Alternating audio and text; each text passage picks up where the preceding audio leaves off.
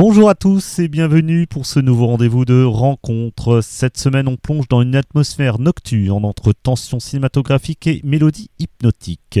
Il y a des artistes qui marquent leur époque en frappant fort dès les premières notes. Lescope fait partie de cela. Quand il est apparu au début des années 2010, il a réveillé un spectre musical que l'on croyait disparu. Une voix grave, des textes ciselés, une musique où la new wave se mêle à une tension presque cinématographique. Avec La Forêt, il a signé un hymne nocturne magnétique et inoubliable. Depuis, il a tracé sa route à son rythme en explorant de nouvelles textures sonores, en sculptant des morceaux à la fois sombres et dansants, électriques et poétiques. Auteur et compositeur et interprète, il revient avec un nouvel album, toujours aussi dense et captivant, entre ombre et lumière, poésie urbaine et énergie brute. Lescope est avec nous pour rencontre. Bonjour Lescope. Bonjour. Alors, qui est Mathieu Pedupin ? Mathieu Pedupin, c'est mon vrai nom. C'est celui qui se cache derrière Lescope. Et enfin, qui se cache derrière, pas vraiment, mais c'est juste que c'est un nom Pedupin, c'est un nom, à chaque fois que je le dis, les gens me font répéter. Si je dois l'épeler, je dois l'épeler 3 fois parce que les gens en général arrivent à comprendre comment ça s'écrit. Donc je me suis dit Lescope, c'est plus possible. C'est plus simple. Ça vient d'où d'ailleurs, Lescope ? C'est un nom breton. C'est un nom breton. Mon arrière-grand-mère. D'accord, ok. Ah oui, donc ouais, ça reste à une attache familiale quand même. Et quel a été l'univers culturel dans l'adolescence de Mathieu ? Le mien ou celui dans lequel j'ai grandi ? Le tien, le propre à toi, ta propre culture que tu t'es faite. Parce que moi, je venais d'un milieu, les parents écoutaient un peu de musique, ma mère écoutait du rock and roll américain, Elvis Presley, Johnny Cash, tout ça.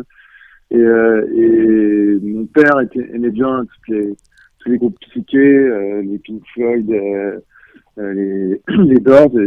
Et c'est d'ailleurs grâce à mon père que j'ai découvert les Doors, mais il avait déjà des disques, mais c'est quand j'ai découvert le film de Leatherstone où j'avais craqué sur le personnage de Jim Morrison, et après j'ai écouté les disques de mon père, et cette figure comme ça de poète bardé de cuir avec ses cheveux longs, et tout ça, ça me semblait, parce que j'avais toujours été attiré par la poésie, mais je me voyais pas devenir un poète qui fume la pipe et qui a une écharpe, et les écharpes ça me va pas très bien, et du coup je trouvais que Jim Morrison ça semblait plus cool comme poète.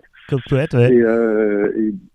Et du coup j'ai commencé à vraiment m'intéresser au rock avec ça, et puis il y a eu aussi une découverte déterminante qui a été Kurt Cobain, quoi. Enfin, Nirvana. Quand j'étais adolescent, j'ai de la famille en Allemagne, alors j'allais chez mes cousins en Allemagne et ils avaient MTV. Ouais. C'est la première fois que j'ai vu Nirvana à la télé, et j'ai adoré. Puis de là, après, voilà, j'étais fan de Kurt Cobain, et puis à partir de lui, j'ai découvert le punk anglais, américain, et puis David Bowie. Enfin, moi, la première fois que j'ai entendu David Bowie, c'était par la reprise de Man of the World sur l'Unplugged de Nirvana. Et voilà, David Bowie, puis après de là, toute la New Wave, Lou Reed, T-Rex, voilà, tout le glam rock. Ouais, tout ce glam voilà, rock. Je baignais un peu là-dedans. Et puis voilà, un peu de littérature, de bouquins, de poésie, du Rimbaud, Bret Easton Ellis, Baudelaire. Ça m'a marqué aussi quand j'étais jeune. Dans ta musique, on oscille entre ombre et lumière, entre tension et mélancolie. Qu'est-ce qui attire qu'est-ce qui vous attire dans cette dualité ? Tout. C'est-à-dire que pour moi, ça m'attire de la même manière que je suis attiré à la fois par la foi et par le doute. C'est-à-dire que je trouve que c'est le même équilibre qu'il y a entre l'ombre et la lumière. C'est-à-dire que pour moi, il y a pas d'ombre sans lumière, et il n'y a pas de foi sans doute. Et quand je dis la foi, je pense au sens large, hein, c'est pas seulement spirituel, c'est seulement aussi la foi qu'on a en soi-même, en ce qu'on fait, en ce qu'on écrit. Et je pense que chacun a cette part en lui de foi qui est une part de lumière, et en même temps c'est une part d'ombre, mais en même temps l'ombre vient toujours parce qu'il y a une lumière. Et c'est il y a un obstacle qui fait obstruction à la lumière, derrière il y a de l'ombre. Donc l'ombre et la lumière pour moi sont connectés, donc dans mes chansons elles le sont aussi. Ouais, voilà, c'est pas une dualité mais plus une complémentarité alors. Oui, complètement. L'une n'existe pas sans l'autre. Voilà, ouais. Pour moi c'est normal que ça se ressente dans mes chansons, parce que j'ai toujours été passionné par ça, par les opposés qui s'attirent. J'ai toujours été attiré par les extrêmes, la radicalité. C'est toujours des choses qui m'ont intéressé, surtout dans le domaine artistique, plus que dans le domaine politique. Ouais. mais non, mais j'aime. J'ai toujours aimé, depuis que je suis jeune, des expériences intenses, quoi. D'accord. Avant d'évoquer l'album Rêve Party et puis sa réédition en version deluxe, After Party, on va écouter Exotica de mon invité Lescope.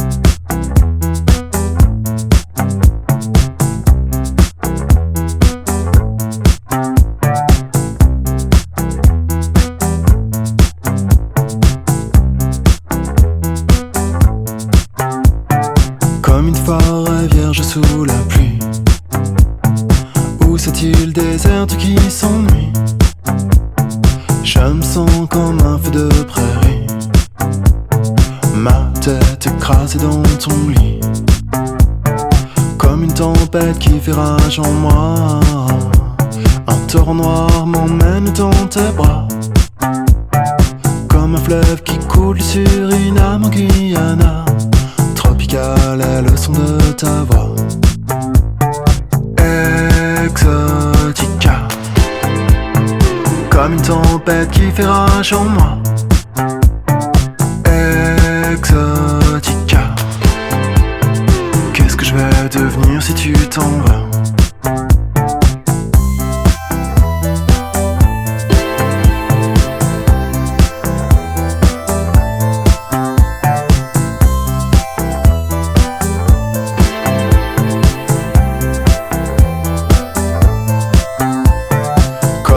Poisson d'Amazonie qui remonte le courant, je m'enfuis. Mon pas est plus rapide que tous les feux de prairie. Je veux passer ma vie dans ton lit. Et ce désir qui suffoque en moi ne reprend son souffle que dans tes bras. Comme la chaleur en plein désert du Nevada. Tropical est le son de ta voix. Exotica, comme une tempête qui fait rage en moi. Exotica, qu'est-ce que je vais devenir si tu t'en vas? Exotica, Guayaquil, Haïti, Panama.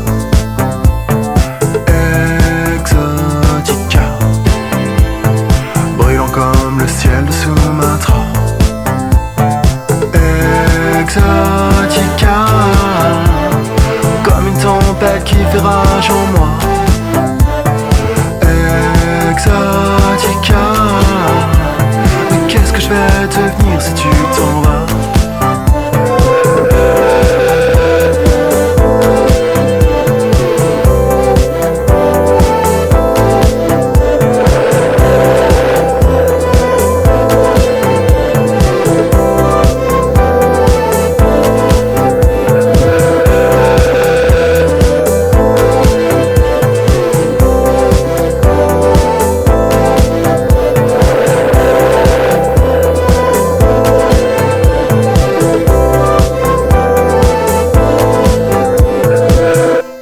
C'était Exotica de l'album Rêve Party que l'on retrouve dans la nouvelle version After Party, la version Deluxe de Lescope que j'ai le plaisir de recevoir dans Rencontre. Rêve Party arrive après une longue attente, une pause, je peux plutôt dire.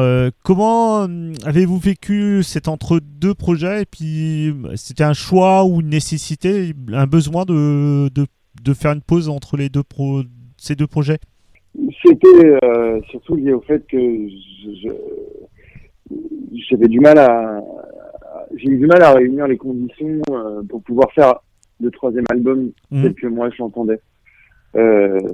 Et parce que déjà j'avais fait un deuxième album que j'aime bien quand même, mais c'était pas exactement comme moi j'aurais souhaité le faire.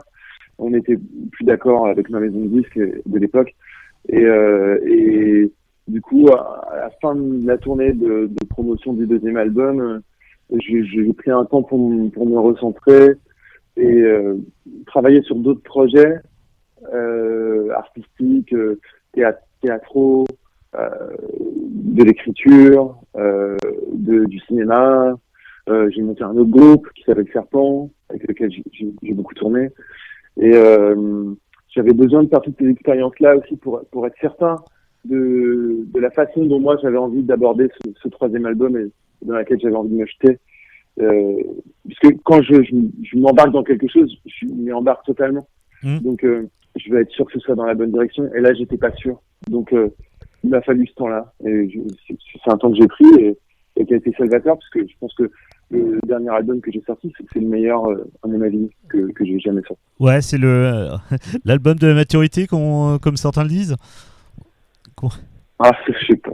Ouais. Non, bah, ça c'est tellement une phrase galvaudée. J'imagine le mec qui dirait j'ai enfin sorti l'album de la maturité. C'est pas un truc que les artistes disent, c'est un truc que les journalistes. Ah bah oui, ça, comme certains disent. Hein, j'ai bien dit, pas comme les artistes, comme certains confrères peuvent le dire. Pourquoi avoir choisi de revisiter du coup Rêve Party avec cette version un an après, After Party en version Deluxe? Ouais, parce qu'il y avait des nouveaux morceaux, tout simplement, et que D'accord. J'avais continué d'écrire et je me suis dit voilà, avec la maison de disques, on s'est dit que c'était vraiment dommage d'avoir ces morceaux-là et de pas les sortir. Donc plutôt que d'attendre la sortie de l'album, du prochain album. Je trouvais que ces morceaux-là que j'avais écrits, il y avait 5 nouveaux morceaux qui étaient tout à fait solubles, qui étaient solubles dans l'album, dans le troisième album, quoi. Donc autant c'était faire comme un espèce de rajout à cet album-là, parce qu'ils étaient un peu dans la même veine, enfin en explorant un petit peu ailleurs et tout. Là où peut-être que le prochain album sera complètement différent. Donc ouais, je trouvais que ces morceaux-là, ils étaient nouveaux, j'avais envie de les sortir, mais en même temps, ils allaient bien avec ce qui avait déjà été sorti sur ouais, ils ont été écrits After Party. Ça, ouais, voilà, ils ont été écrits dans les mêmes conditions, quoi, en fait, et du coup, ils ont la même sonorité. Dans le même état d'esprit, ouais. Quand on écoute les morceaux, il y a une atmosphère très cinématographique. Est-ce que vous avez imaginé cet album comme un film, une histoire, ou un film, avec un fil conducteur? Non, parce que déjà c'est un album qui a été écrit sur des années, puisque j'ai eu, comme on l'a dit tout à l'heure, j'ai eu beaucoup de temps pour écrire cet album, par la force des choses, et donc au départ c'est un conglomérat de chansons tout simplement, et puis petit à petit oui, je me suis rendu compte que il y avait un fil conducteur, mais je trouve que les fils conducteurs ils ne font jamais autant sens que quand ils sont pas pensés dès le départ. À mon avis c'est une erreur en tout cas en ce qui concerne un album, c'est une erreur de partir en sachant exactement où on va, où on veut aller, quoi. C'est bien ça réduit le champ des possibles. Alors que je trouve ça beaucoup plus intéressant de partir dans une direction sans savoir où on va et de se rendre compte au bout de quelques temps, ah bah tiens, j'en suis là, quoi. Pendant des années, je partais en vacances comme ça. Je jouais à mes vacances au dé. Ouais. Je disais, père, je vais dans quel sens, impair, je vais dans l'autre. Et ça marchait plutôt pas mal, mais maintenant que j'ai un enfant, je peux plus trop le faire. Alors du Ouais. coup, je le fais dans mes albums. Ouais, ben voilà, ouais, dans le travail, c'est aussi bien. Et ben, avant de se quitter, on va dresser un portrait chinois culturel, si tu veux bien, Mathieu. Quelle Ouais. est la Madeleine de Proust côté littéraire? Tu disais, hein, ça t'a beaucoup influencé. Voilà, quel est le livre ou l'auteur qui t'accompagnera toujours, hein? Moi, je dirais qu'il y a un recueil de poèmes de Mayakovsky, Vladimir Mayakovsky, Mhm. que je garde depuis que et notamment la partie qui s'appelle Le nuage en pantalon.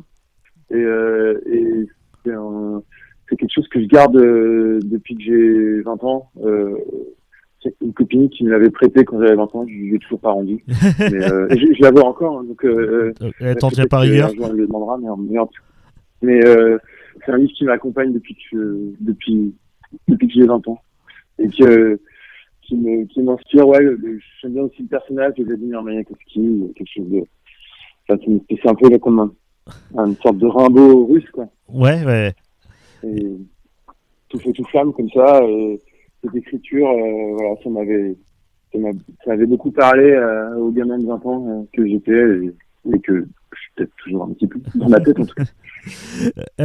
Au niveau cinéma, pareil, quel film ou quel réalisateur, réalisatrice, acteur, actrice qui te fait, voilà, qui te fait aller au cinéma sans problème, les yeux fermés, peu importe les critiques qu'il peut y avoir. Moi, j'adore Scorsese. Ah, Martin Scorsese. Je pense que Taxi Driver, j'ai besoin de le voir au moins 2 fois par an. Mhm. Et à chaque fois, je découvre quelque chose de nouveau là-dedans. Je trouve que le personnage est incarné par Robert De Niro là, et Travis Bickle, il est passionnant de complexité et il y a une grosse part d'ombre en lui aussi et une part de lumière est assez étrange, une drôle de lumière, une lumière noire un peu.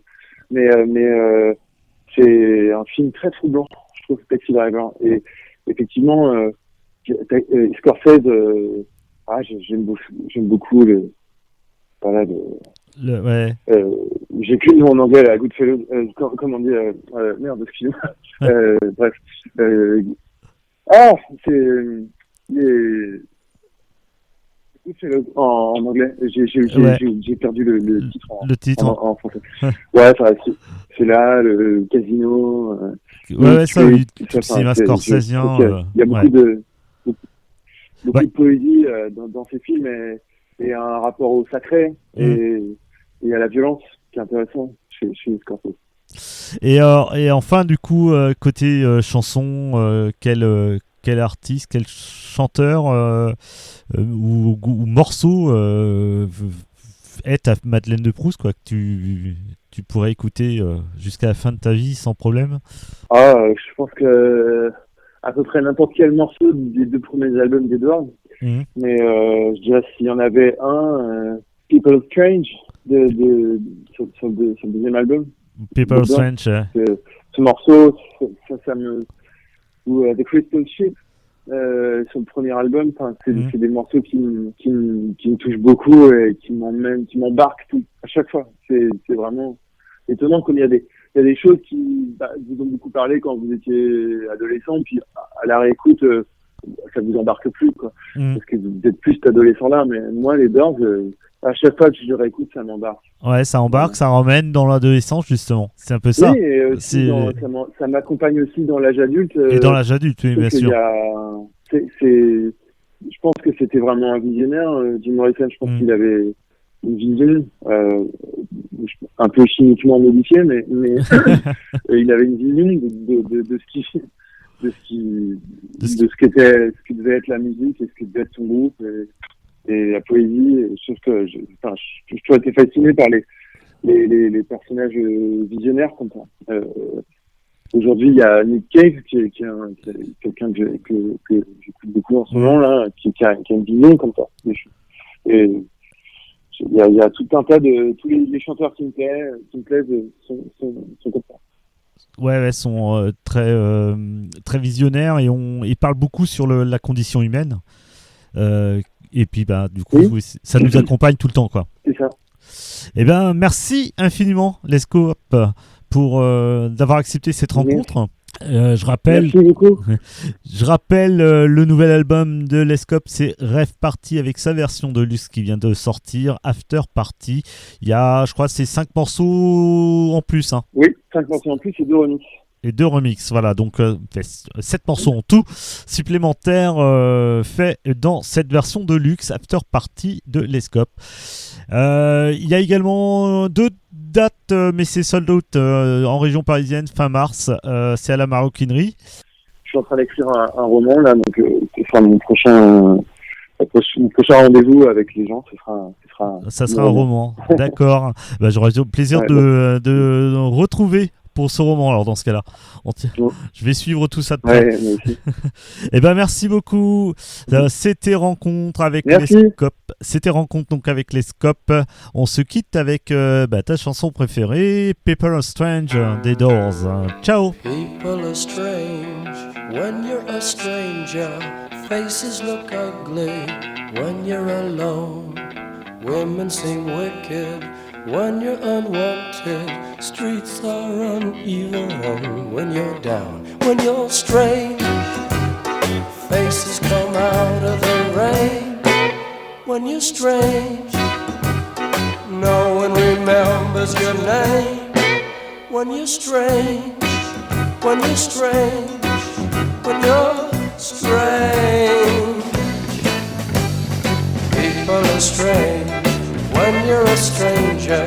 Faces look ugly when you're alone. Women seem wicked when you're unwanted. Streets are uneven when you're down.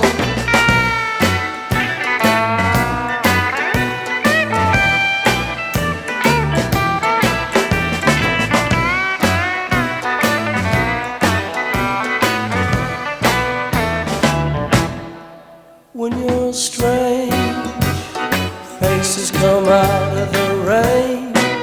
When you're strange, no one remembers your name. When you're strange, when you're strange, when you're strange.